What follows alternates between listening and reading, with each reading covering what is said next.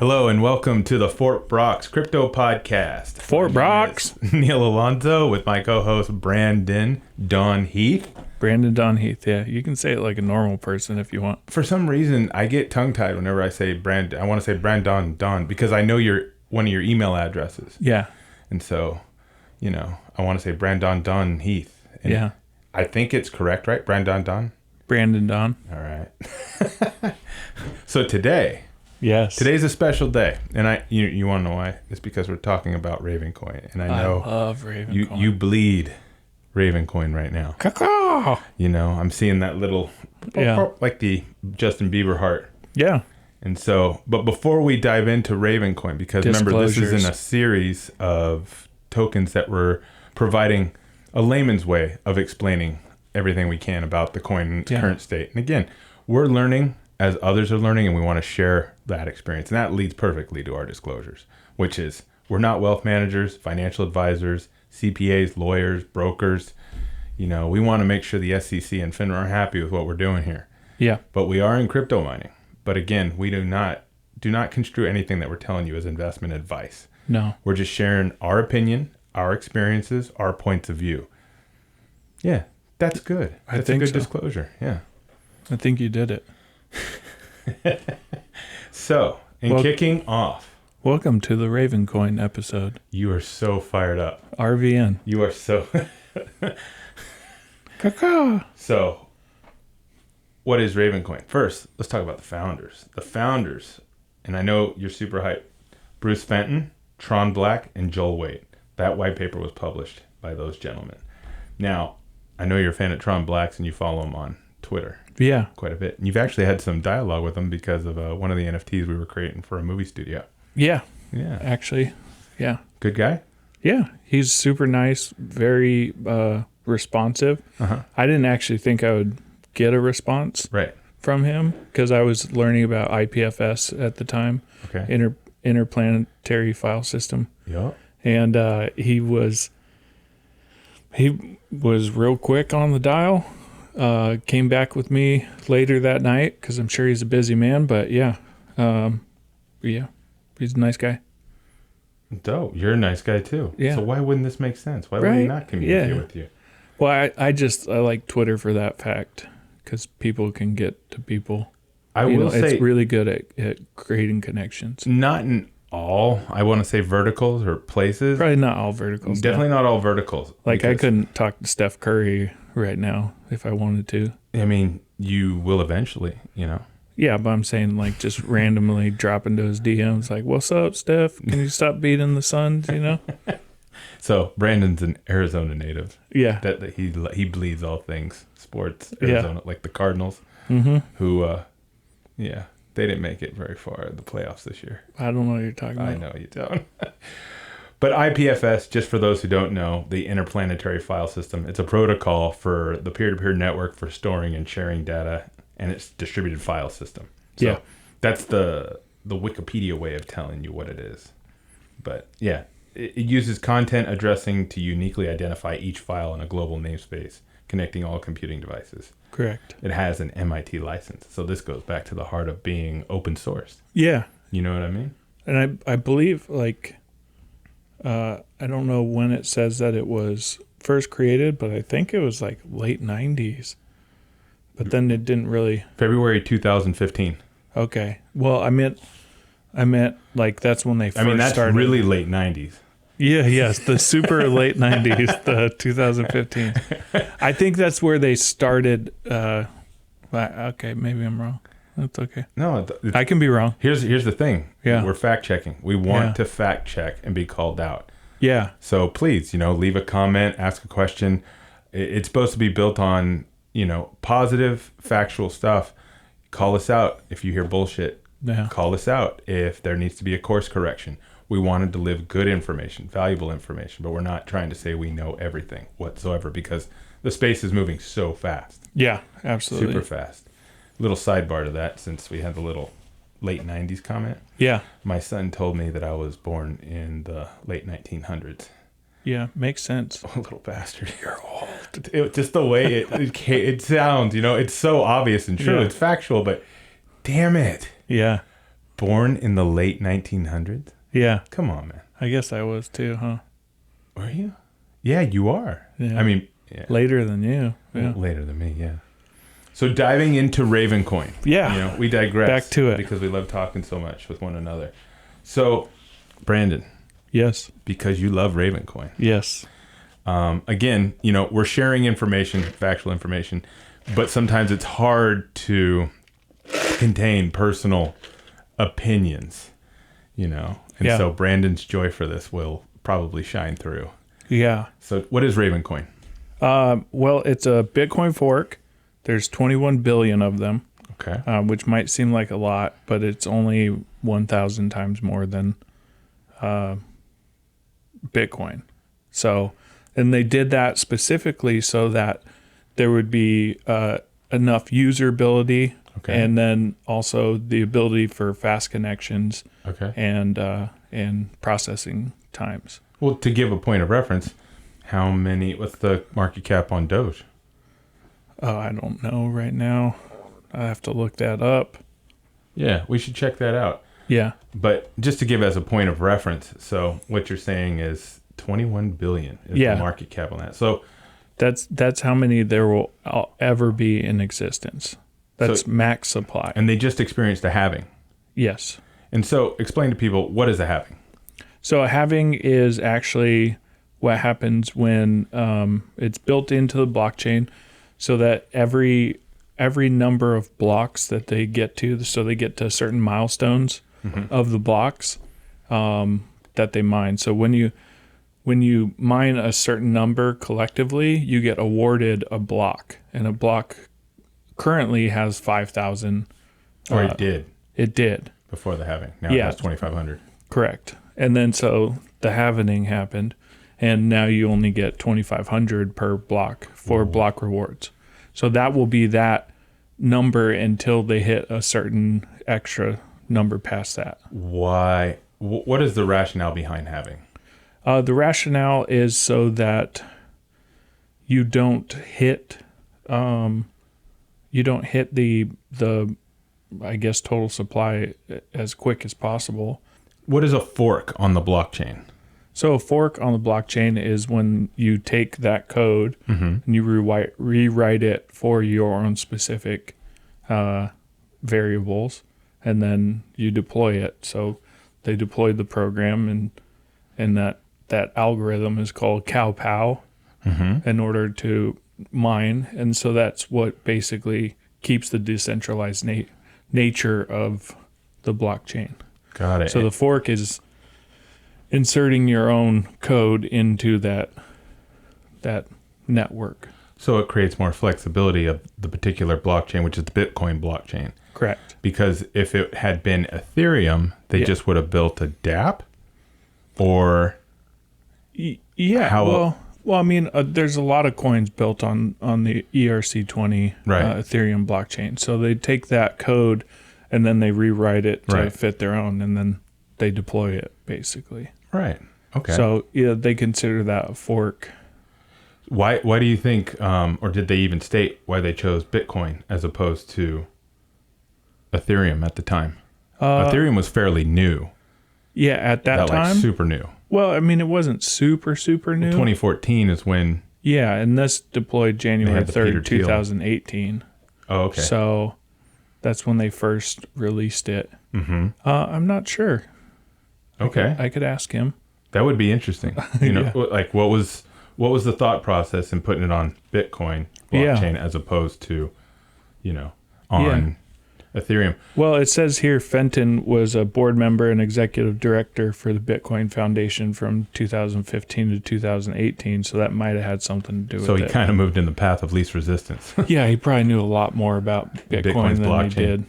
Yeah, fair. I mean, that would definitely, influence our decision making if we were to move towards a blockchain, if we had more of an intimate knowledge of one over another. Absolutely. And I do like their wallet system. They have their own desktop wallet. They do. The only thing I wish it would do is sync up a little quicker. Yeah. Come on. I mean, you're talking years and years of blocks. So we were talking about that with Tyler, I believe, right? When he got the Raven wallet.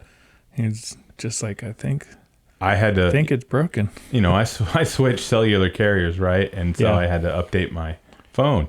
Yeah. And that's what's awesome about a lot of these wallets is you can retrieve a wallet, with your, passcode or your passphrase. And I was super hyped because I had test run this with some of the other apps. And when I did it with Raven, it had to catch up. Yeah. I had to leave my phone on for damn near a whole day. Yeah. Just so it could catch up. I know. But the mobile wallet, I think, is mobile. Further lacking than the desktop app. Because the desktop, you can just leave your computer on and it goes. Well, you definitely leave your computer on for extended periods of time. Yeah.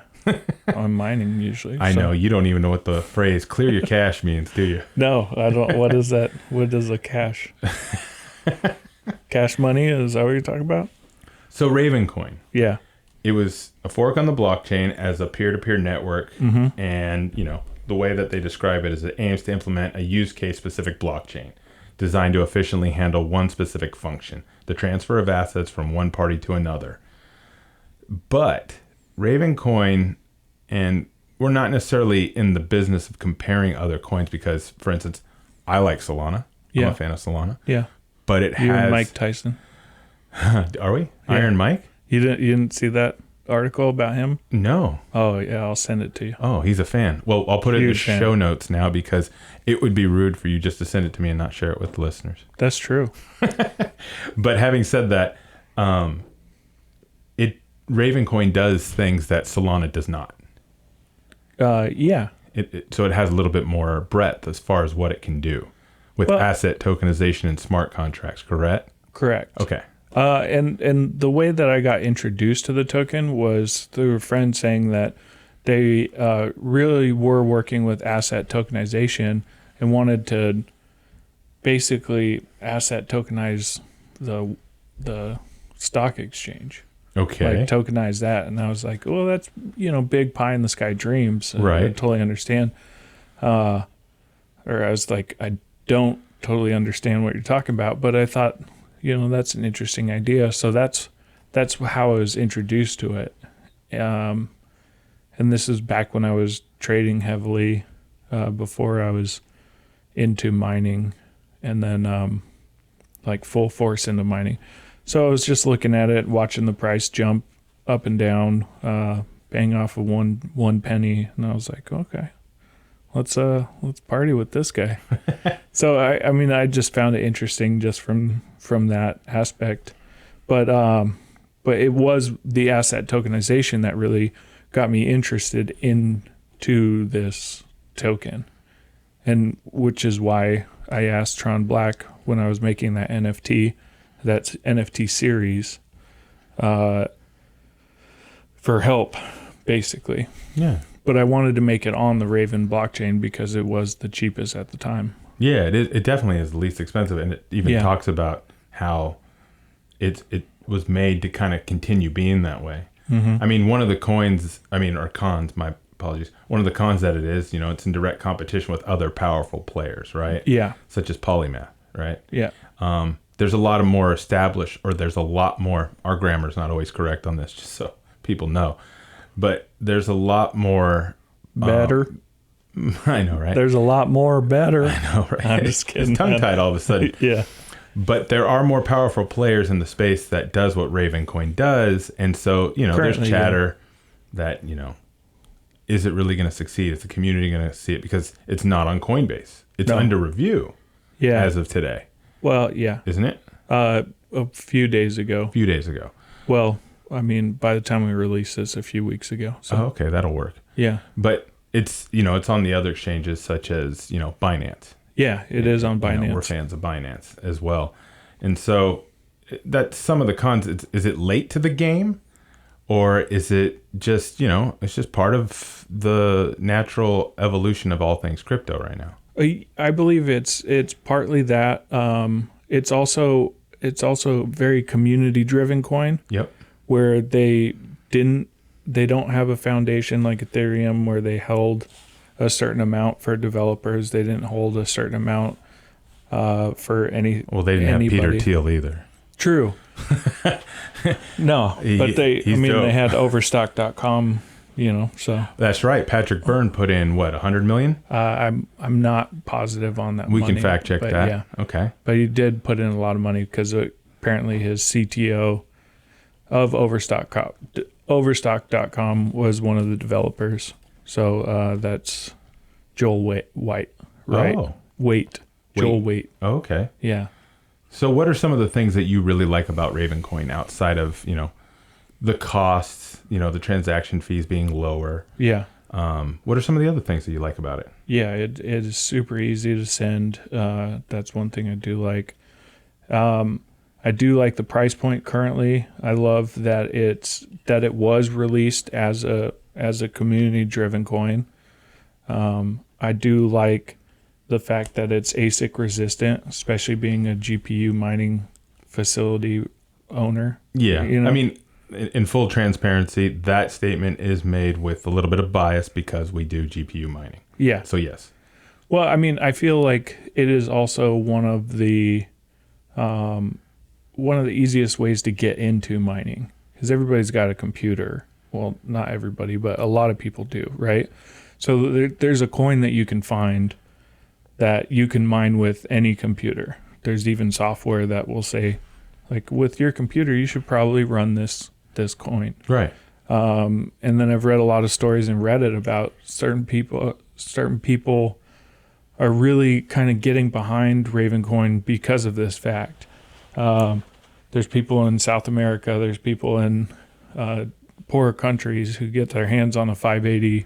Because you have to have at least 4 gigs of VRAM, right? Correct. Right. And that's not really hard to do. You just need something from we have early cards. 2009 all the way up. I was going to say, we're still mining just kind of to see how it works with a card that's, 7-8 years old? Yeah, the 1080 Ti. Yeah. So, and it still does. 12 years old now? Is it 12 years? I don't know, but it's pretty old. So just a fact check piece, the comment made about Patrick Byrne, it says that he dumped, these are the words that we pulled up, dumped 13% stake in the company he founded to buy cryptocurrency. So he basically took 13% of his shares at the time to buy $90 million worth of Ravencoin. Wow. Yeah, that's a pretty big bet. Thanks, Pat. Yeah, right? I mean, mind you, this was done September 19th or around that time frame of 2019. Wow. So he got in early. Yeah, definitely early. And that's one of the things that with card partners and a lot of what we're talking about with each one of the coins, questions that we're answering and topics regarding the coin specifically are from the feedback we received from our card partners. Yeah. And one of the things we've had with, some of our card partners is the mindset shift behind the fiat value of a cryptocurrency. Correct. Versus the spread, the ratio of which it can, increase in value. Yeah. Because everybody's Bitcoin hungry, with good reason to be. And obviously Ethereum has a substantial amount of interest because it too demonstrates the ability to go north of Bitcoin as well. Yeah. But if you jump from 60,000 to 120,000, you just doubled, which is awesome. But if you jump from, let's say, 10 cents to 40 cents, that's a bigger jump, but it doesn't look as sexy. Yeah, but you also, you're also putting more stress on whatever network. So you kind of want more of a gradual climb than that, I believe. Oh, well, if you look at something like Ethereum, one of the reasons why it's bursting at the seams is because of the price. Yeah. Well, yeah, because it's the cost, right? It's the cost of entry, right? And a lot of people that are adopting cryptocurrency currently, in my opinion, they're creatives, which is why NFTs are seeing what they're seeing, is because creative people, I feel like, are more willing to go out on a limb, roll the dice, and they're willing to try shit out. Yeah. You know what I mean? For sure. And because of it, you're seeing all these things, and everybody's there to judge and point the finger and say, oh, this isn't real art, or, this isn't, there's no real value in it. But here's the thing, is there really value in the dollar? I mean, there's a lot of debate about that, and that's not what we're here to get into. But the idea of new technology being adopted is being adopted primarily by more open-minded, risk-taking, because it is highly volatile, right? Correct. People who want to explore what could possibly be.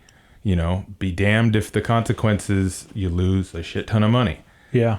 But in this particular case, with any type of cryptocurrency, including Ravencoin, backing something early and being part of that. Yeah. I mean, it's immense. It's huge, and it's required to see if it has legs. And with Ethereum, it allows people to almost be a part of Bitcoin without having to pay Bitcoin. Yeah, without having to buy those. Yeah. Because, that's a lot of money to put out for one coin. Absolutely. And, you get, the longer you do this, you also get a little bit of price denial entry. It's a mental roadblock for, like, now that I see that Ravencoin's 8 cents at the time of talking, I bought most of mine when it was at 1 cent and 4 cents. Yeah. And I've seen it get as high as 28 cents. Yep, we were there. But to go back to reasons why I like it. Yep. Because I've read stories in the Reddit about people that get their hands on these 480s, these 4 gigabyte throwaway cards, right. And they get paid more in mining every single day right. than they would going out and working somewhere. So they're just stacking these miners up, like getting their hands on, all these GPUs, and I just think that's commendable. I don't know, because I just really like that fact about it. And then it's also ASIC resistant, which means that you'll always be able to mine with a GPU. Yeah. Which is cool. Yeah, because there was a time when you could mine with a GPU for Bitcoin. Yeah. That time is gone. Way gone. Unless, you hit the lottery. Yeah. We've seen a few lottery hits as of late. Yeah. There's been some crazy stories going around. Yeah, for sure. But... And, you just see that with, like, any coin that gets a lot of adoption.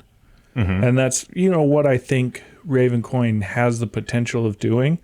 I think one of the reasons it hasn't reached that yet is because of such a soft launch, because they didn't keep money back for development. They didn't keep coins back to help with marketing their coin.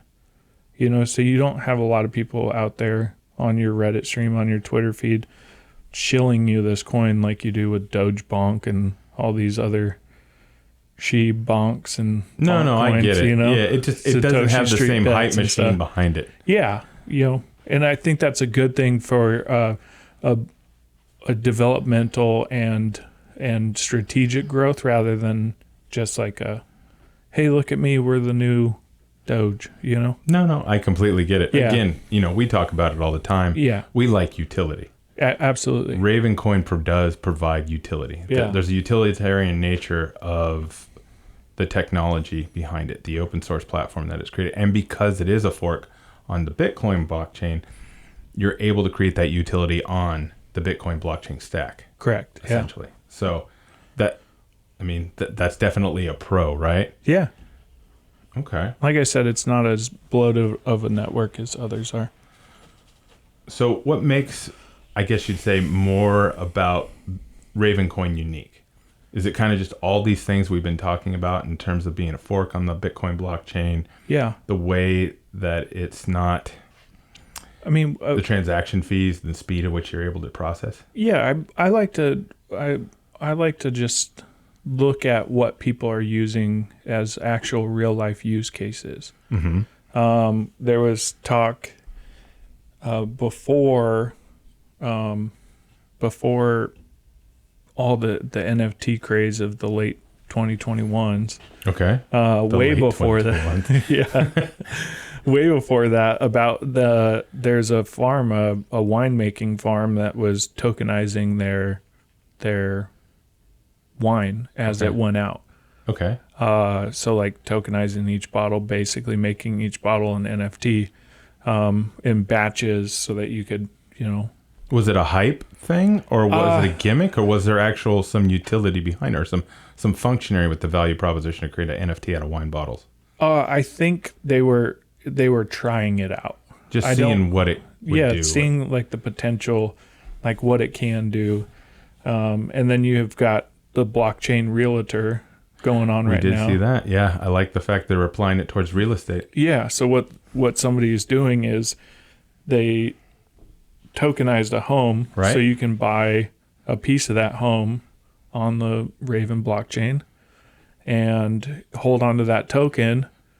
And then if the price of the home goes up, if they ever sell it, then you get that in fractional shares of that home. Correct. Yeah. Well, that was definitely one of the driving motivating factors behind getting behind it when you first approached me with it. Yeah. Was because at that time we were looking at ways, creative ways of how, because we also, with another partner I have a manufactured home business in mobile home parks. Yeah. Not the sexiest to the most who might be listening, but when Berkshire Hathaway, Blackstone Group, and other big companies are involved, the ROI is there. We started from an ROI standpoint, but there was a feel good and a real problem we were solving because we deal in 55 plus communities. Yeah. For fixed income people. But I digress on that side of things because I like those communities. I do too, man. They usually have a pool. Yes, they have a pool and a clubhouse. And a shuffleboard. They do have bocce ball. Ooh. But having said that, manufactured homes and mobile home parks are treated like a car, like personal property. Yeah. And we wanted to tokenize them, or we actually wanted to figure out a way to streamline the process because mobile homes and mobile home parks still in California deal with carbon paper. Yeah. As far as how you funnel all the paperwork for registering and, giving it to the property taxes to the county. I mean, it's super archaic. Yeah. So we were trying to think of ways that we could, streamline that process because we have a tech background. I have a passion for implementing tech in these types of ways. And so when we were talking about it and you started talking about asset tokenization and we did a deep dive on it, Ravencoin was a very good option for tokenizing an asset such as a home. Yeah. And given that these are treated like personal property, like a car, the path of resistance was lower. Absolutely. I mean, obviously we have to get buy-in from, the state of California with HCD. That's the governing body for these mobile homes and mobile home parks. But that was one of the biggest reasons why I was super excited about it, because then it made me think about normal real estate. You saw the possibilities. Oh my gosh. Saw it. Yeah. It just opened up our eyes to all these things. Now, mind you, Solana can do asset tokenization. Yeah. You can do an NFT with it. It's not to say that Ravencoin's the only one. No. But they do have... Through their wallet, they made it super easy. It's definitely a lot easier to implement. Yeah. The fees on it are a lot lower. Way lower. Well, Solano's not bad. No.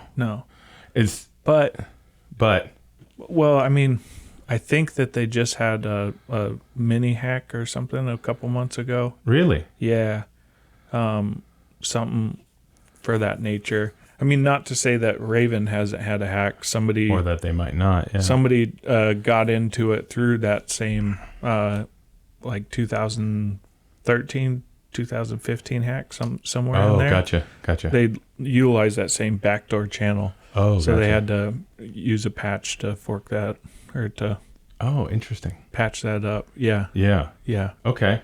So it's interesting if you look at like the all-time price history, you see this massive drop in there because somebody was like, hey, this vulnerability that Bitcoin had, Raven's got to have it.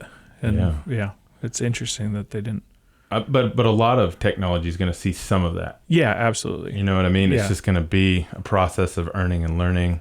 I mean, if you want to be realistic about it, in 3 to 5 years, supercomputers are going to be available for personal use. You know what I mean? So is any cryptographic technology going to be infallible at that point, I guess, or unbreakable? Oh, I see what you're saying. I know what you're getting at. Yeah. I mean, it's hard to predict. Absolutely. Something to look at as well. True. But again, Ravencoin is one of those altcoins. We talk about altcoins all the time and chatter on the message boards, Discords, Reddit, definitely. And they got active communities talking about Ravencoin because I feel like it's one of the altcoins that has a lot of buzz, but it hasn't hit that hockey stick moment that other coins have. It did, and then you had the immediate, you had that April baby crash, which happened with China. Oh, in 2021? Yeah, 2021. That's right. It was up to like 28 cents. Yeah, that's right. And then it hasn't rebounded from that, but I'm kind of okay with that. Yeah, but that's the value of the currency. Correct. Of it. Yeah. It's not necessarily the adoption of use. No. But they haven't had huge adoption of use yet, or there hasn't been a breakout player with it. Yeah. Like with Ethereum, with all the dApps that are coming out, it's helping give Ethereum an overall lift. Correct. Because people are building off of it. They're building off it. They have a community. I mean, any technology stack that has a community of people building on top of it makes it so powerful. I mean, look at iTunes. Yeah. That's how they became the juggernaut they did. Slack introduced ways that you can build, plugins into their system so it'll inherently make them more valuable the more people that invest in it. Because if you have a business... Those are APIs? I mean, it can be done through APIs. Oh, okay. You know what I mean? And SDKs, software development kits, application protocol index, for those who may or may not know, for those different meanings. But having said that, anytime you have, let's say a business goes out and gets funded because they have the greatest way to do something in Slack. Yeah. If they have a venture capital investing in that and it's building on top of another platform, it's making that platform they're building on that much more powerful. Yeah. It really is. So, I mean, Ethereum has that in spades right now. And Bitcoin, that's why Ravencoin had to be a fork. Because it wasn't built to be built within it the way Ethereum was built with their blockchain. Yeah. Correct? Correct. So those are things that it's interesting to see how people are figuring out ways to navigate, because while the blockchain is meant to be decentralized, more secure, and there's still ways to create some fluidity and flexibility by creating a fork. I mean, absolutely. Do you think there'll be more forks like Ravencoin coming out on the Bitcoin blockchain? I'm not sure that it's the right one to do. Okay. I mean, I guess you just have to pull your pros and cons of what you're looking for from your coin. Okay. I think they chose that one because they like the model of mining and being able to like give mining block rewards and just the tokenomics from that standpoint. Because when they released it, Ethereum wasn't this juggernaut that it is. So, right. Yeah. Or I guess Mad Titan. I will say crypto.com holds Raven. They do? Yeah. Great. They do. So that's a step forward, because they're one of the exchanges that have been putting out a lot of marketing dollars to take market share. Matt Damon. Because you have Coin, in North America especially, you have Coinbase, Binance.us. I call it Coinbizzle. I mean, Brian Armstrong and team are holding it down. Yeah. I mean, I don't know. They led to the first wave of mass adoption. So in North America. Because Binance, they've led a huge adoption. Absolutely. But that's why they had to create Binance. Binance.us is because of U.S. regulatory, they had to have a specific exchange. Apparently they don't. I was reading on the Harmony One network that they don't even run it. They passed it off to somebody else. So it's basically like a licensing thing. Really? Yeah, but that's not vetted information. That's just something I read. Oh, okay. So it's just chatter until proven otherwise. Yeah, because there's 3 coins that you have soft staking with them that they pulled. All right. Yeah. Well, again, do your due diligence on that statement. Yeah. For those listening, I will say. Me? Well, I guess we should do our due diligence on that statement since you made it. So we'll put that in the show notes. Okay. Regarding Binance, correct? Yeah, Binance US. Just actually, it's like a subsidiary or like a license situation. It's not actual Binance that's running it. Oh, that might just be their way of coloring within the lines. Yeah. If you will. Yeah. When it comes to regulatory. Okay, that makes sense. Could be, yeah.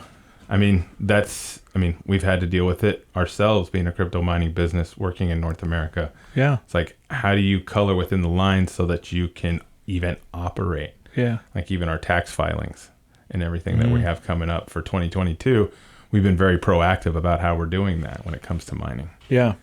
But getting back to Ravencoin and all things Ravencoin, what do you see as some of the potential use cases I mean, I know we talked a little bit about blockchain realtor. Yeah, there's a couple projects. You can go to RVN FT, so Raven NFT. Mm-hmm. It's a Ravencoin artist gallery NFT marketplace. So I think that's like their first foray into an OpenSea situation. Okay. But you do have 3D, you do have video, art, and you can go and shop and collect basically from there. There's also a few others that are popping up, but I don't think that's like their big use case or the bread and butter. I think right now it's the people that are first adopting the asset tokenization. Gotcha. And the ability to do, a DAO. Imagine if your DAO is a house. Okay. You know what I mean? Okay. Following. Because it's not actually a decentralized autonomous organization. It's a house. So you just buy into this house, and then your coin should appreciate based on that. So I think people that are doing these real world use cases, turning their house into like a stock or being able to sub out something. I'd like to see that done in San Francisco, since the value goes up and there's tech centric. Yeah. But a DAO could work with Ravencoin if you were to, let's say instead of buying one house, you're buying 50 of them. Yeah. Then you would have a good reason to do a DAO. I mean, a DAO, yeah. Because then you would put that money to work by going, hey, XYZ is worth. Yeah. I mean, you can also buy an apartment complex using a DAO. Yeah. Because there's a certain amount of governance as it relates to, and again, we don't know this for sure, but if you know anything about real estate investing, a REIT, a real estate investment trust, it allows a group of people to invest, accredited investors. That's what REIT stands for? Yeah.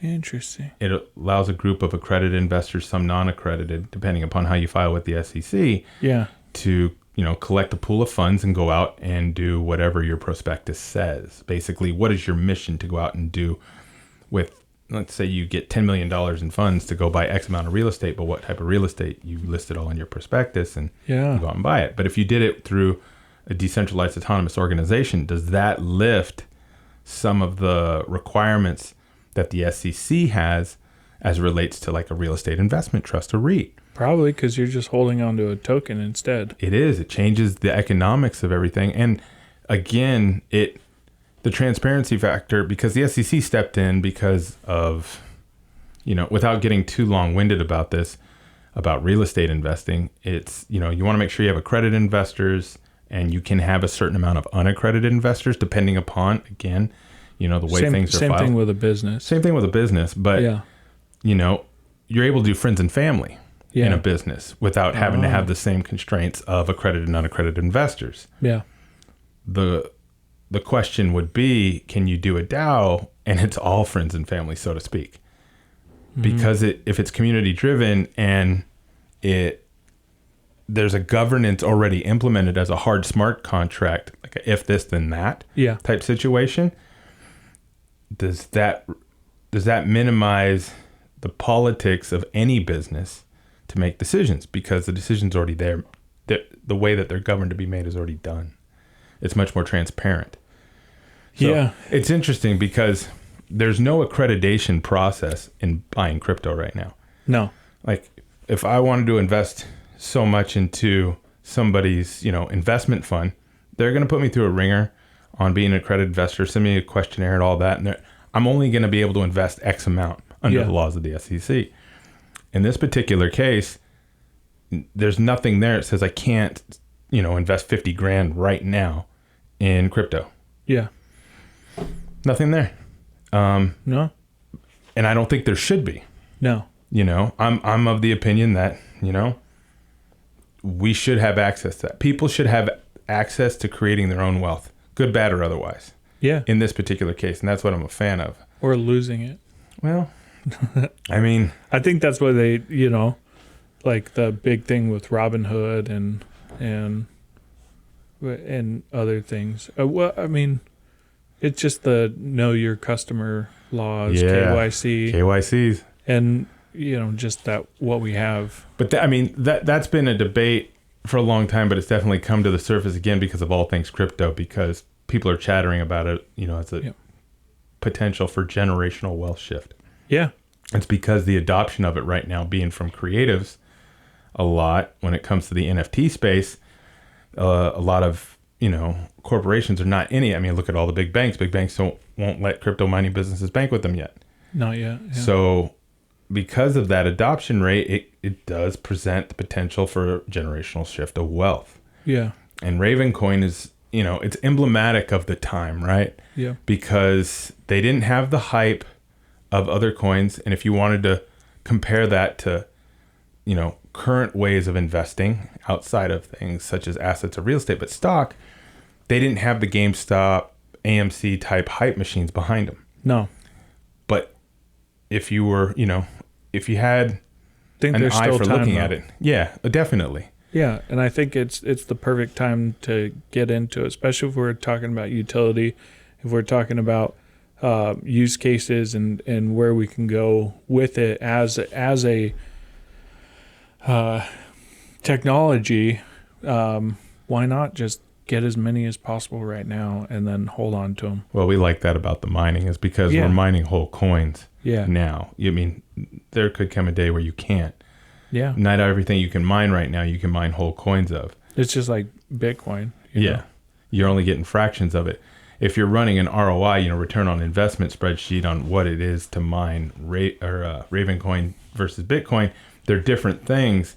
But it is a moving target. You can compare it to Ethereum, where you're mining 0.005 per day, whereas right now you're getting about 14 with the same card of Raven. But the profitability for that day may be in Ethereum's favor.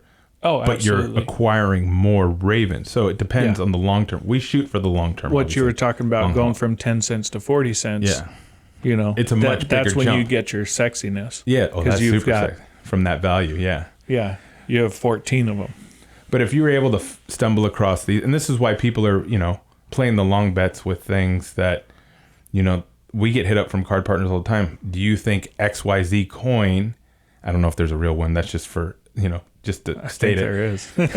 Is this particular coin going to shoot the moon? Should we put something behind it? Or, do you guys think we should? And obviously we're not brokers or investment managers. We just tell people we haven't done that. We don't know that particular coin yet. We'll do our due diligence. And that's where, us sharing our experiences on our social networks and then obviously on a podcast of a particular coin, because we have Harmony One we're going to be looking at. We're going to be looking at Toco. We're going to be looking at VeChain. There's a number of ones that we're looking at. But for Ravencoin, the biggest thing that I like about it, like we talked about, was the utility nature of it and what can be built on top of it. And building for it, what is that like? Do you, is it also used, can you use Rust to build on it? That part I don't know. Okay. I'd have to look at their GitHub. I could check out their source code or their website. Both of them are on coinmarketcap.com. Gotcha. And I don't know about the development though. The development, according to GitHub, it looks like there's there's an SDK in JavaScript. Okay. And there's a JavaScript Ravencoin library for Node.js. Yeah. So there is it's Python, C, JavaScript, TypeScript, and HTML. Those are the top languages for it. Yeah. Should we get a developer on here and ask them some questions? We definitely should. Yeah, let's do that. And so if there's any developers that are listening to this, please send us a comment, shoot us a DM. Yeah. We're definitely going to start looking at more developers to talk with in regards to these different coins that we're looking at. Because when you start talking about using tools such as Rust versus Python and JavaScript and Python are, they're big communities of people. Yeah. Huge communities of people. These are very mature languages in which to work within. I'm a big fan of that. I'm also a big fan of, the evolution of language. I'm a fan of Swift as opposed to what Xcode used to use for building with Apple iOS. That's only because you didn't do it. We did it for a while. I just to let the listeners know, I just did the over the head comment. Yeah, so those early days of iOS development were exciting, but they were more challenging. But then as Swift was introduced, we liked it a lot more. I was a fan of it. So I'm more of like, if you make me a Squarespace version of that, then I'm down. Oh, so you like Webflow? I'm a visual editor. So you like the no code movement? Well, I think it's better for adoption. Yeah, absolutely. Do you think there will be a no code platform for building out dApps on Ethereum or building out on Ravencoin? No, I don't. Maybe in the future, like pretty far into the future. But what's far now? Yeah. You know what I mean? No. It's accelerated. It is accelerated. Like far into the future, in our lifetimes, we went through pagers. Yeah. Cell phones as a block. Cell phones as, remember the Nokia, the Motorola Razr. Yeah. And then you have the Palm Pilot. And then you had, obviously Newton was there. You're younger, but then BlackBerry Pearl. iPhone. BlackBerry. I still miss my BlackBerry. Oh, yeah, absolutely. I could send a text and an email in the snow in the worst connection area. Yeah. The phone sucked.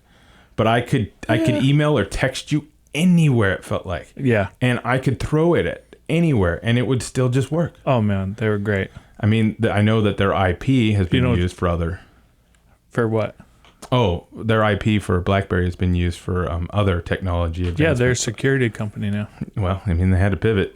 Yeah. It wasn't in their consumer products. Yeah, for sure. So stuff like that as it relates to Ravencoin. Yeah. Is there a life cycle for these that may see them turn obsolete? And how do they stay ahead of that curve? Yeah, I think they're doing it in a very organic way. Like I said, with they might not have the adoption that other currencies have had. Right. But what they do have is a strong community of people that either are users, holders, or developers. Right. And, they don't have anything as slick as OpenSea currently. Mm-hmm. But that's because, there's nobody putting in money to make it as slick as OpenSea yet. Well, I mean... Because you don't have the mass adoption, you just have this tight-knit community that's looking at it and going, oh, hey. OpenSea, in all fairness, with Ethereum was already... I'm not sure what price point they were at, but having Ethereum was valuable at the time OpenSea was created. Way more than $1. Yeah. You know what I mean? So they're definitely, it's early times for Ravencoin. So if they are able to develop NFT marketplaces while the coin itself is still valued at, 10 cents fiat, 8 cents fiat of USD. Yeah. Come on. I mean, that's kind of cool that it's happening because in contrast to Ethereum, they were worth a lot more when they already had some NFT marketplaces. Same thing with Solana. Well, it says right here that OpenSea was created in 2017. So in that time frame, it would probably be at their highest high was $300 in 2017. Really? Before the first crash. December 12th of 2017, it was $522 Ethereum. Oh, okay. Of course, the day before that was $440. So volatile. Yeah. Yeah. Understood. Maybe that's why it jumped up so high. People were already hyped on NFTs. I don't know. I mean, the people who really knew already then. Yeah. But again, this illustrates, I think, and it's important to, really emphasize this. It's still early. Yeah. It's so early. We're in the first big NFT marketplace because of OpenSea. Yeah. Do you ever read those memes that say would you rather go back to 6 years old and have $0 but have all the knowledge that you have now, or would you rather just get $10 or $20 million right now? In all fairness, I want to say it was about 6, 7 years old is when I went from having a silver spoon in my mouth to not having any spoon in my mouth. So that would be pretty accurate. Okay. So it'd be good just to have the knowledge. Yeah. Okay. So there was a time in my life where my family had money and, unfortunately, the inheritance of it all made him squabble it away. I was just a young lad, but I knew my family's lawyers and was getting presents at 7 by the lawyers. It was weird. That's cool. Sorta. Yeah. But it definitely, we went from riches to rags, completely out of our control. Cool. It's a story for another time. Yeah. But I will say, yeah, it's early. It's super early and it's exciting. And that's what I try to stress to anybody that we're talking about with crypto with, especially when they say, oh, I feel like I missed the boat. No. You didn't miss the boat. But yeah, I'm still trying to name that phenomenon that I'm having, especially with a couple of these coins. Because after a certain point, I stopped trading. I was like, I'm just going to hold coins now. Like, I got burned a couple times. And so now, even as like, if I save up a little bit of money or see a coin at a certain price point, I'm like, oh, I could jump in now. But the problem is I have this bias because I bought Ravencoin at a penny. I bought Ravencoin at 2 cents. So you already set your bar. So anytime that you're not hitting that same now that's 8 cents benchmark, I'm like, well, I can't get as many if it's at 8 that's cents. not so the I'm case. not going to dollar cost average down because that'd be dollar cost averaging up. I'm like, it's your mindset about it. Yeah, H bar the same thing. It was up at 50 cents. I'm like, why am I going to buy it at 50 cents? I bought it at 4 cents. Well, if you believe in it. Yeah, true. But I mean, even when it dropped again, I'm just saying, I bought. there's that whole mentality. I don't know. Yeah. I don't know what phenomenon that's called. I don't either. I will say, without getting too oaky, practicing mindfulness. Yeah. And just kind of being present.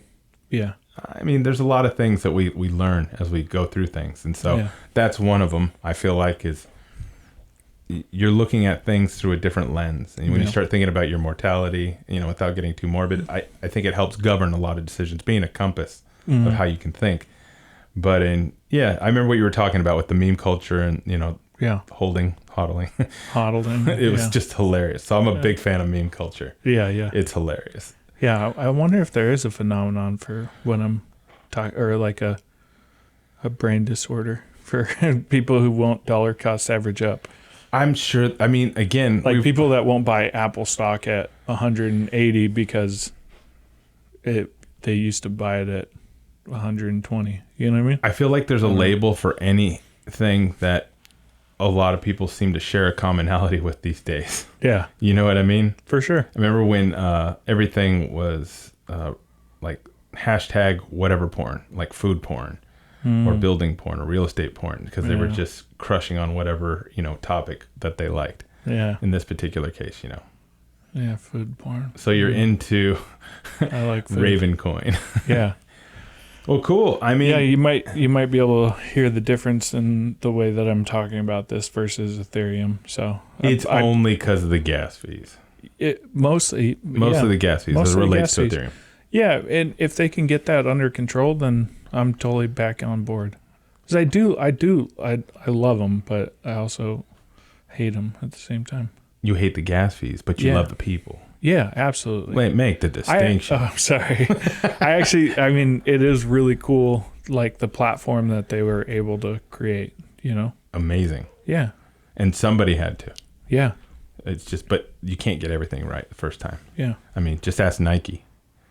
Yeah. If you've read the book, Shoe Dog. Great story. Shoe Dog. But again, thank you for sharing your time with us as we went through all things Ravencoin currently. If you have any questions, feedback, or thoughts, please, we're open ears. We can take constructive criticism really well. Yeah. We have thick skin. Yeah, fortbrox.com. So a few closeouts. We'd like to thank this recording podcast studio is provided by ADU West Coast in Seal Beach. They turn underutilized garage space and backyards into rental housing units. Their website is aduwestcoast.com. So big thanks to them. We appreciate you listening. If you found value in this show, please share with others. Who doesn't like to share value with others? We like to create value and hopefully, others share it.